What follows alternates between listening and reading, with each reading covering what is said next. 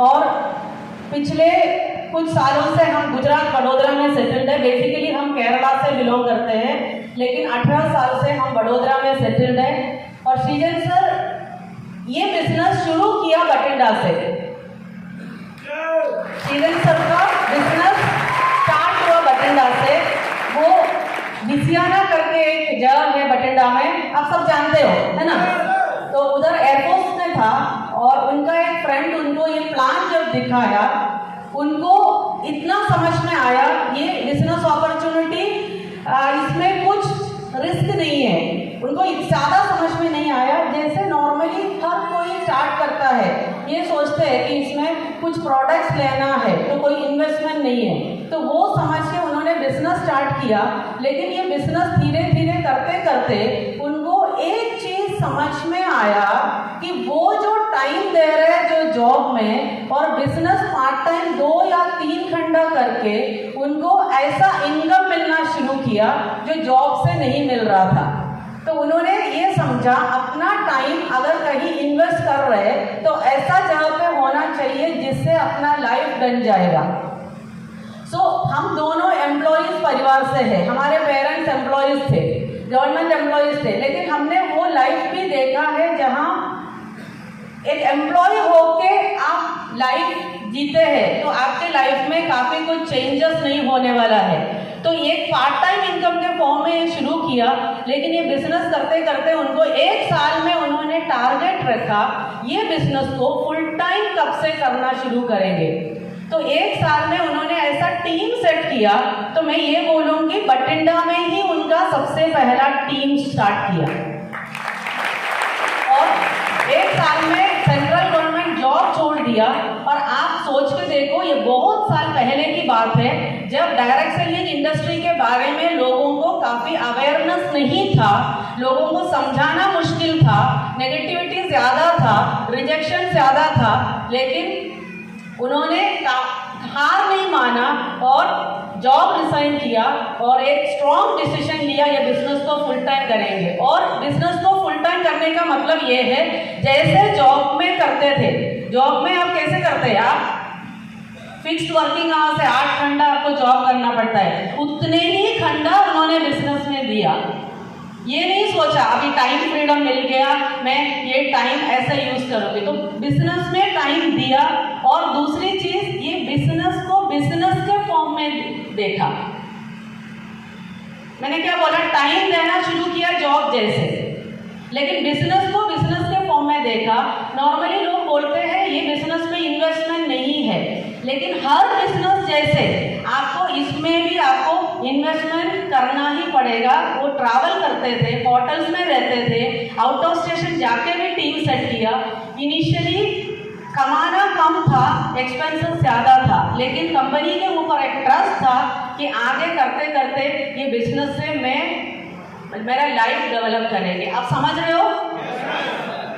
ये नहीं सोचा अभी तो इतना ही कमाया है मैं क्यों इसमें स्पेंड करूं, क्योंकि एक भरोसा था कि अपने पास बहुत ज़्यादा अचीवमेंट्स नहीं था, लेकिन अपना सीनियर्स अपने अपलाइंस के पास जो अचीवमेंट्स है वो देख के इतना समझ लिया कि एक दिन मेरा भी ऐसा ही लाइफ बन जाएगा।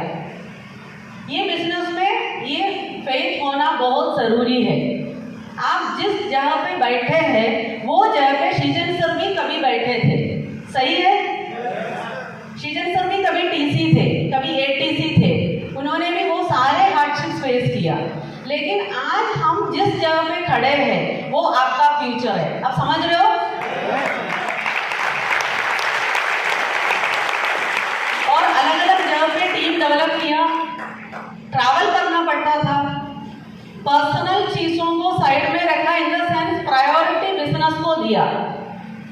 जब डेट मार्क करते थे कभी ये नहीं देखते थे कि बच्चों का पीटीएम कब है, एनुअल फंक्शन कब है, वो वडोदरा में जब अवेलेबल रहता था वो अटेंड करते थे। लेकिन प्रायोरिटी क्या रखा? बिजनेस। आप समझ रहे हो? क्योंकि ये हमारा जॉब छोड़ के आप बिजनेस कर रहे हो तो नेचुरली आपको उतना सीरियस होना ज़रूरी है। जॉब में आपको ऑप्शन नहीं है, जॉब भी आप वैसे ही करते हो, आप 8 घंटे जॉब करते हो तो आसान है या नहीं? आसान नहीं है, जॉब आसान नहीं है। तो लेकिन ये बिजनेस को भी वैसे ही फील किया, भले इधर खुद का बॉस है, इधर बॉस नहीं है, लेकिन खुद को ऐसा फील किया कि मुझे ये बिजनेस में जॉब जैसे ही करना है, लेकिन बिजनेसमैन एटीट्यूड डे 1 से डेवलप किया। तो उन्होंने डायमंड एग्जीक्यूटिव एक ड्रीम रैंक है, ये ड्रीम रैंक अचीव किया। तो इसमें मेरा रोल इतना ही था, मैंने फैमिली को संभाला। मैं ये नहीं बोलूँगी इतना ही था, क्योंकि एक मेजर रोल होता है, हर लीडर की वाइफ आज वो करते हैं, सही है या नहीं? आप सारे लीडर्स इधर बैठे हैं, आप इधर क्यों पीसफुली बैठ सकते हैं? क्योंकि आपका फैमिली आपके बच्चों को ख्याल रखते हैं। तो मेरा रोल ये था, मैंने अपनी फैमिली को संभाला। मेरा भी जॉब था, मैं डीपीएस में टीचर थी, तो मेरे 2 बच्चे मेरे साथ ही स्कूल आते थे जाते थे। तो वो रोल मैंने लिया। सीजन सर बिजनेस के लिए कमिटमेंट वो दे पाए, और मेरा बिजनेस में कोई डायरेक्ट इन्वॉल्वमेंट नहीं था। आप समझ रहे हो? बिजनेस के टॉक्स घर पे होते थे, सीजन सर लीडर्स को कॉल करते थे, ये सब हमारे सामने होता था, लेकिन कभी मैंने ये बिजनेस को सीखने का कोशिश नहीं किया, मैंने कभी ये बिजनेस में इंटरेस्ट नहीं दिया, इनको डीमोटिवेट कभी नहीं किया। बट ये बिजनेस क्या है, ये मैं भी कर सकती हूँ, ये सब मैंने कभी ट्राई नहीं किया। आप समझ रहे हो? ये हर लीडर के फैमिली में होता है, लेकिन सीजन सर आज फिजिकली हमारे साथ नहीं है, 4 साल अभी हुआ सीजन सर फिजिकली हमारे साथ नहीं है। तो वो टाइम में मैं एक घर संभालने का कंडीशन में नहीं थी, तो बिजनेस की तो दूर की बात है। आप समझ रहे हो मैं क्या बोल रही हूँ? तो घर संभालने की कंडीशन में नहीं थी, मैं बिजनेस क्या चल रहा है, कहाँ चल रहा है, कैसे चल रहा है, ये सब देख नहीं पा रही थी, या देखने का कंडीशन में नहीं था। बट ये बिजनेस क्यों कंटिन्यूड रहा? वो टीम वर्क की वजह से। और आज डायमंड एग्जीक्यूटिव रैंक में मैं खड़ी हूँ थ्रू नॉमिनेशन। आप समझ रहे हो? तो सीजन सर जो जगह पे खड़ा था, उसी जगह पे उनके शूज में मैं खड़ी हूँ because of companies nomination facility.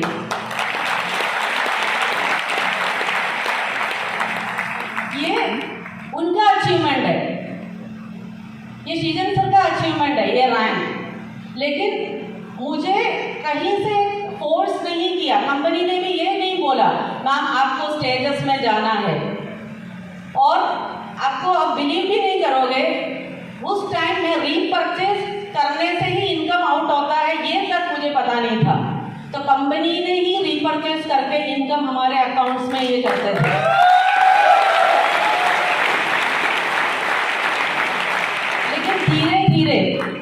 धीरे धीरे मुझे चीज़ों के समझ में आया। फिर भी मैं कुछ प्रोग्राम्स में जाती थी, चीफ गेस्ट की चेयर पे बैठती थी, 5-10 मिनट बात करती थी। आप समझ रहे हो?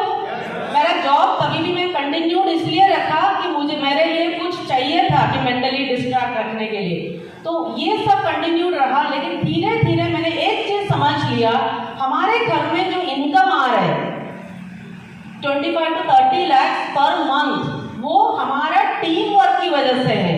उस दिन मेरा एक फीलिंग आया कि हमारे लोग, तब तक ये सीजन सर का बिजनेस था, आप समझ रहे हो, तब तक मैं ऐसे देखती थी कि मुझे प्रोग्राम्स में भी वो फोर्स करके लेके जाते थे। तो तब एक फीलिंग आया, मैं इधर जॉब कर रही हूँ, मैं किसी और के लिए काम कर रही हूँ, लेकिन हमारा जो बिजनेस, हमारे फैमिली में जो इनकम आ रहा है वो MI लाइफस्टाइल से आ रहा है। तो मैंने जॉब रिसाइन किया, 2.5 years हुआ जॉब रिसाइन करके, और मैं प्रोग्राम्स में जाना शुरू किया। लेकिन मैं ये नहीं बोल रही हूँ कि आज ये बिजनेस मैं चला रही हूँ, आप समझ रहे हो? आज भी ये बिजनेस टीम वर्क की वजह से चल रहा है। और एक टाइम में ये हमारे बच्चों को एक बेटर लाइफ के लिए हमने स्टार्ट किया, लेकिन हमारा एक कमिटमेंट रहता है, ये सिर्फ हमारे फैमिली को डेवलप करने का बिजनेस नहीं है, हमारे साथ जितने लोग एसोसिएटेड हुए हैं वो सबको लाइफ में अचीवमेंट चाहिए। सो ये सीजन सर का जो कमिटमेंट मैं अंदर ली हूँ, मेरे से जितना होता है मैं करती हूँ। आप समझ रहे हो मैं क्या बोल रही हूँ, मैं क्या फील कर रही हूँ, मैं आपके साथ शेयर कर रही हूँ, क्योंकि अपने फैमिली में ही सबसे पहले आपको शेयर करना है कि क्या फील करते हो। तो ये बिजनेस के जैसा कोई बिजनेस है ही नहीं, ये दिल से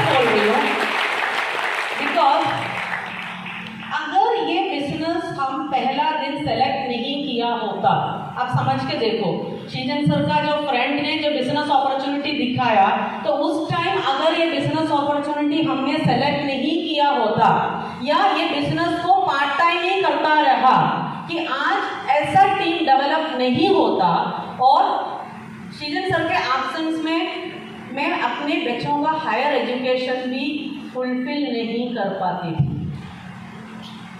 आप समझ रहे हो?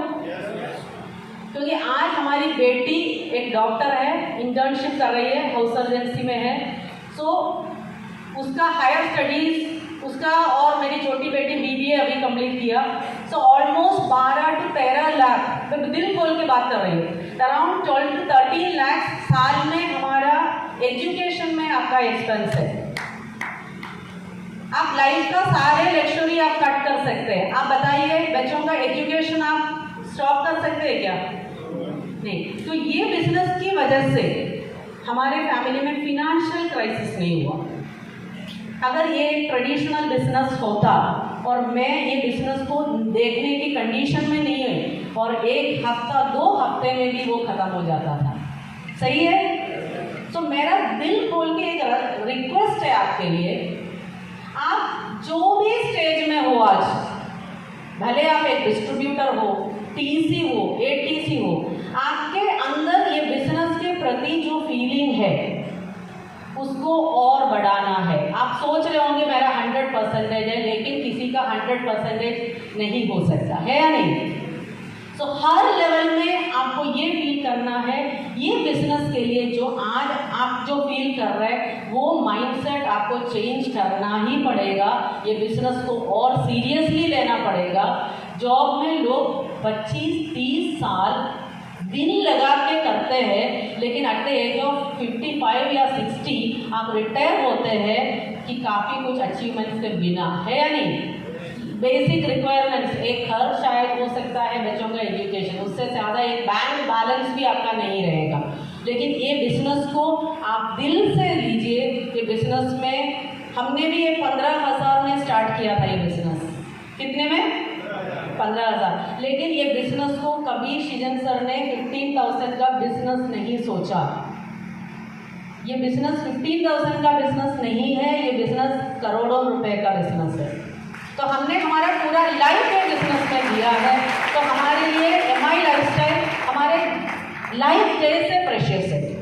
अब समझ रहे हो मैं क्या बोल रही हूँ?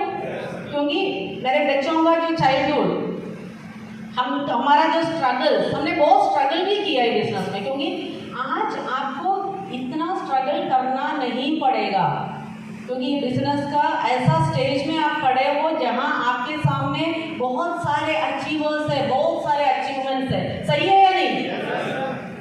उस टाइम हमारे सामने था, हमारा इतना अचीवमेंट्स नहीं था बिगिनिंग में, लेकिन हमें पता था रॉयल डायमंड मुबीन मोहम्मद सर हमारा अपलाइन, उनके पास वो सारे अचीवमेंट्स है। तो शीजन सर मुबीन सर का फोटो लेके दिखाते थे हर जगह पे, देखिए इनके पास ये है, तो ये हमारे पास भी एक दिन रहेगा।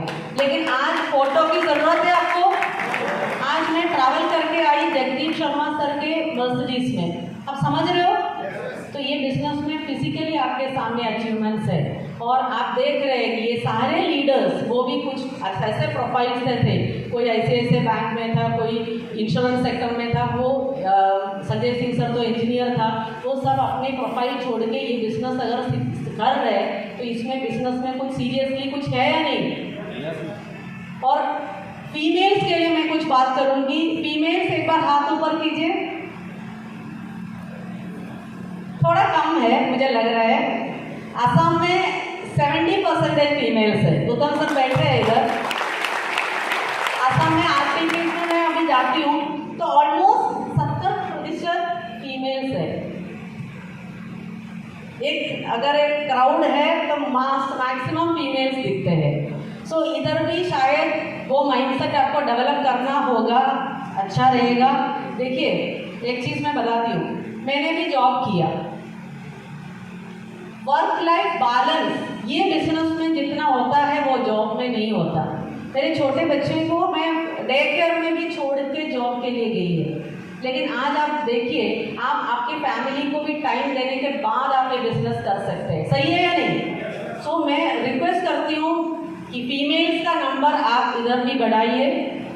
और कोई भी बच्चे को अगर पूछे कि मम्मी को हाउसवाइफ की फॉर्म में देखना पसंद है या बिजनेस वुमन की फॉर्म में देखना पसंद है, तो बच्चे यही बोलेंगे बिजनेस वुमन। अब समझ रहे हो? नॉर्मली हम ये करते हैं कि हम बच्चों के लिए सोचते हैं कि बच्चे ये होना चाहिए, वो होना चाहिए। बच्चों को हम बोलते हैं मैं तुम्हें इंजीनियर देखना चाहता हूँ, डॉक्टर देखना चाहता हूँ। कभी आप बच्चों को पूछा है कि पेरेंट को कैसे फॉर्म में देखना चाहते हैं? पूछा है? नहीं। तो अगर बच्चे को अगर पूछा मम्मी को बिजनेस वुमन के फॉर्म में देखना चाहोगे या हाउसवाइफ के फॉर्म में देखना चाहोगे, तो वो डेफिनेटली बोलेंगे बिजनेस वुमन। क्योंकि आजकल का जो बच्चे न्यू जनरेशन वो काफ़ी आगे सोचते हैं, काफ़ी अच्छा सोचते हैं। एक बार पूछ के देखिए। और सेकंड बात ये है, न्यू जनरेशन, काफ़ी लोग ये सोचते हैं कि मैं तो ये बिजनेस में आया क्योंकि मेरे पास अभी क्वालिफिकेशन वगैरह नहीं है तो मैं तो ये करूँगा, लेकिन मेरा बच्चा हाईली क्वालिफाइड है इसलिए वो कुछ अच्छा करेगा। वो जो अच्छा करेगा जो सोच रहे हैं वो जॉब है। आप समझ रहे हो? तो मैं हर जगह पे ये बोलती हूँ, अगर आपके बच्चे हो सकता है MBA ग्रेजुएट है या इंजीनियरिंग ग्रेजुएट है, उनके लिए भी एक अच्छा कैरियर है ये बिजनेस में।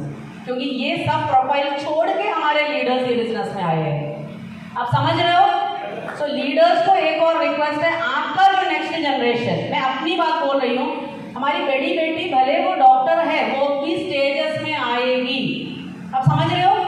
क्योंकि शीलन सर का एक ड्रीम था, वो डिग्री डॉक्टर का लेगी बट वो भी बिजनेस करेगी, वो भी प्रोफेशन भी करेगी, बिजनेस भी करेगी। छोटी बेटी के लिए हमने फुल टाइम कैरियर यही सोचा है। वो BBA अभी कंप्लीट किया, वो MBA करने के बाद वो भी ये स्टेजेस में आएगी। मैं आपको ये प्रॉमिस दे रही हूँ। समझ रहे हो? तो अपने बच्चों के लिए हम यही बिजनेस सोचा है, यही कंपनी सोचा है, क्योंकि अपने लोगों के बीच में हमारे बच्चे अपने कैरियर शुरू करेंगे। तो मेरा नेक्स्ट मैसेज ये है, नेक्स्ट जनरेशन के लिए ये बिजनेस एक बहुत अच्छा अपॉर्चुनिटी है। इधर हम बोलते हैं ब्लैक हेयर रिटायरमेंट, मतलब ये है कि नॉर्मल जॉब में आप 55 की एज तक जॉब करते करते आपका बाल सफ़ेद हो जाता है। इधर आप 6 साल भी ये बिजनेस करो, सिंसियरली करो, वो जो लाइफ में जितने अचीवमेंट्स आप चाहते हैं वो आप मिनिमम 6 to 7 ईयर्स में आप अचीव कर सकते हैं। तो इसलिए बोलते हैं ब्लैक हेयर रिटायरमेंट ये बिजनेस में पॉसिबल है। तो नेक्स्ट न्यू जनरेशन के लिए भी मैंने यही मैसेज दिया।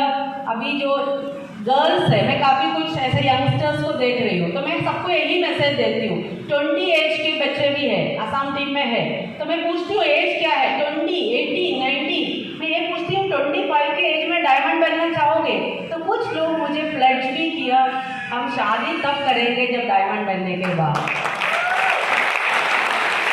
तो उत्तम सर इधर बैठे हैं, सर के सामने ही ये सब हुआ।